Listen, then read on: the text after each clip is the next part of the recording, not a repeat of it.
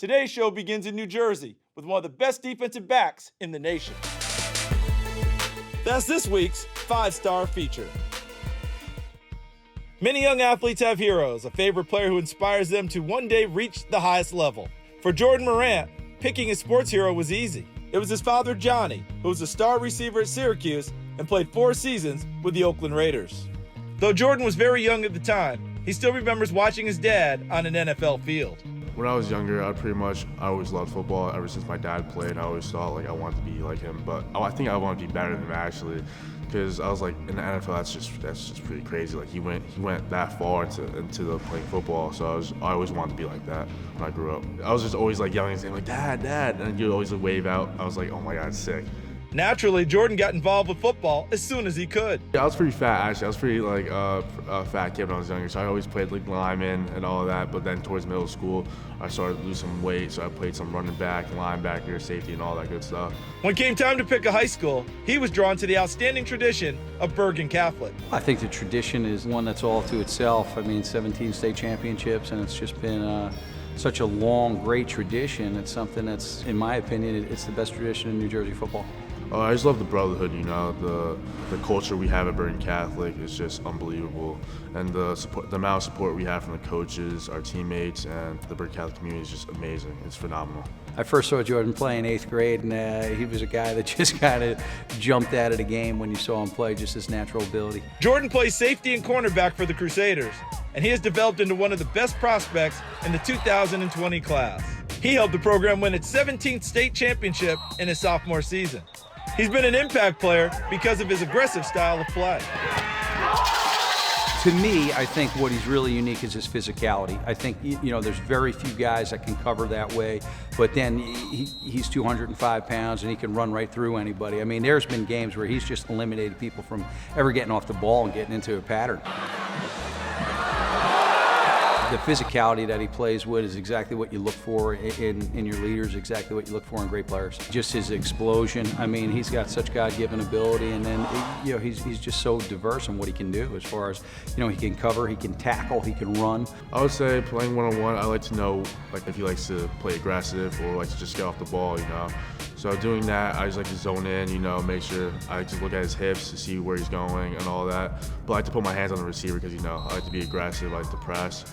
So I make sure they don't get off the line. And I think he takes that personal one-on-one war to heart, and he wants to win that. And I think he's got the ability to do that in just about every capacity I've seen him play. My game is pretty aggressive. I like to stay loose, relax. I don't like to overthink things, and I always like to forget all the bad plays I made and just do better in the next play.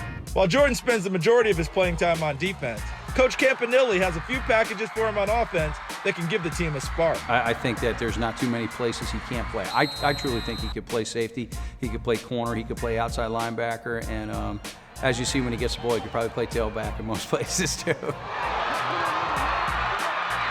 I think that that's something that we kind of keep our ace in the hole, but when we need him to carry the ball, just the suddenness when he gets it is not too many guys can do that. Now as a senior, Jordan is embracing a leadership role as he tries to help the Crusaders get title number 18. I like to lead by example. I want to show the young kids how it's supposed to be done. You always want your best players to be leaders. I think that he's definitely not a vocal guy that's going to get out front and call people out to the carpet. But again, his style of play, the way he operates on a day-to-day basis as an athlete, there's a lot to be said for leadership in that capacity for sure. I think Lori's always held him to a great standard. His mom, I think she's been great in his development as a person, and I know how much she cares for him and how much this is just a great opportunity for any family to go through. It's unique. There's really only a couple guys that have his talent in the country, and he's making the most of his opportunities. Honestly, my mom, my dad, they always supported me everywhere I went, ever since I was a young kid. So pretty much their support really led me to where I am today. Without that support, I wouldn't be here. Going to Bergen is it really pushes me to be a better person and a better character. And we have really high standards at Bergen, so I have to live up to those standards and pretty much do it the best I can to stay in the school and make it to the next level. Jordan will play in the All-American Bowl in January, then he's off to Ann Arbor to play for the Michigan Wolverines. If all goes according to plan, he hopes to one day reverse the roles from 15 years ago, as he wants to be the one on an NFL field as his family cheers from the stands. I want to get a degree, definitely. Make sure I play in college, but definitely try to make it to the next level, and that's being in the NFL.